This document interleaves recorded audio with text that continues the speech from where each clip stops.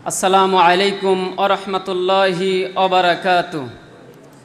আলহামদুলিল্লাহি রাব্বিল আলামিন ওয়াল আকিবাতু লিল মুত্তাকিন ওয়াস সালাতু ওয়াস সালামু আলা রাসূলিহি মুহাম্মাদিন ওয়া আলিহি ওয়া আসহাবিহি আজমাইন ওয়া মান তাবিআহুম বিইহসানি ইলা ইয়াউমিদ্দিন। আম্মা বা'দ, ফাউযু বিল্লাহি মিনাশ শাইতানির রাজীম। বিসমিল্লাহির রহমানির রহিম। লাকাদ কানা লাকুম ফি রাসূলিল্লাহি উসওয়াতুন হাসানাহ।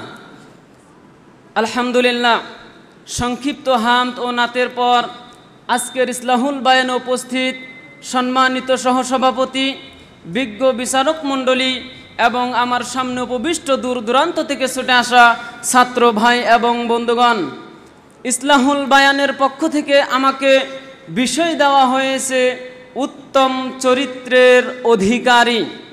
সম্মানিত উপস্থিতি, এই সম্পর্কে আল্লাহ সুবহানাহু ওয়া তাআলা পবিত্র কুরআনুল কারীমে 33 নম্বর সূরা আহজাবের 21 নম্বর আয়াতে বলেন, লাকাদ কানা লাকুম ফি রাসূলিল্লাহি উসওয়াতুন হাসানাহ।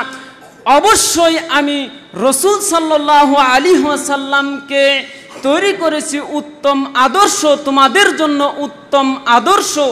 সম্মানিত উপস্থিতি, অত্র আয়াত থেকে আমরা বুঝতে পারি যে আমাদের একমাত্র আদর্শ এর প্ল্যাটফর্ম হচ্ছে মুহাম্মদুর রাসূলুল্লাহ সাল্লাল্লাহু আলাইহি ওয়াসাল্লাম। সম্মানিত উপস্থিতি, এই সম্পর্কে বুখারী মুসলিমের হাদিস মিশকাতে রয়েছে 5069 নম্বর হাদিস।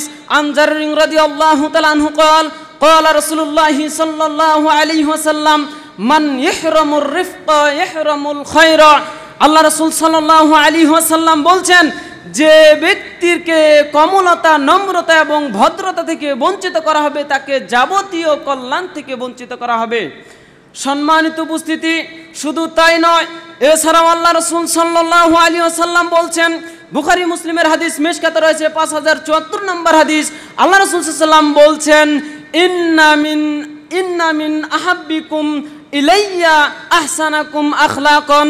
আল্লাহ রাসূল সাল্লাল্লাহু আলাইহি ওয়াসাল্লাম বলছেন, তোমাদের মধ্যে ওই ব্যক্তি আমার নিকটে সবচাইতে বেশি প্রিয়, আমার নিকটে সবচাইতে বেশি প্রিয় যার চরিত্র ভালো, যার মধ্যে উত্তম চরিত্র রয়েছে।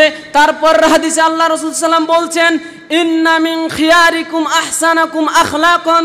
তোমাদের মধ্যে ওই ব্যক্তি সবচাইতে বেশি উত্তম যার চরিত্র ভালো। শুধু তাই নয়, এই ব্যক্তিদের মর্যাদা সম্পর্কে আল্লাহ রাসূল সাল্লাল্লাহু আলাইহি ওয়াসাল্লাম বলছেন, নাসাই আবু দাউদের হাদিস মিশকাতে রয়েছে 4860 নম্বর হাদিস। আল্লাহ রাসূল সাল্লাল্লাহু আলাইহি ওয়াসাল্লাম বলছেন যে, ওই আয়েশা থেকে হাদিসখানা বর্ণিত, তিনি বলেন যে আমি রাসূল সাল্লাল্লাহু আলাইহি ওয়াসাল্লামকে বলতে শুনেছি, ইন্নাল মুমিনিনা লা ইদরিকু বিহুসনি খুলুকি দারাজাতা কাইমিল লাইলি সাইমিন নাহার।